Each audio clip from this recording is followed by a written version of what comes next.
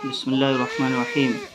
حضرت یعلا بن سداد رضی اللہ عنہ فرماتے ہیں کہ میرے والد حضرت سداد رضی اللہ عنہ نے یہ واقعہ بیان فرمایا، اور حضرت عبادہ رضی اللہ عنہ جو کہ اس وقت موجود تھے اس واقعے کی تصدیق فرمائی کہ ایک مرتبہ ہم لوگ نبی کریم صلی اللہ علیہ وسلم کی خدمت میں حاضر تھے۔ رسول اللہ صلی اللہ علیہ وسلم نے دریافت فرمایا کہ کوئی اجنبی غیر مسلم تو مجمع میں نہیں؟ ہم نے عرض کیا کوئی نہیں۔ ارشاد فرمایا دروازہ بند کر دو۔ اس کلمے کے بعد اس کے بعد ارشاد فرمایا ہاتھ اٹھاؤ اور کہو لا الہ الا اللہ۔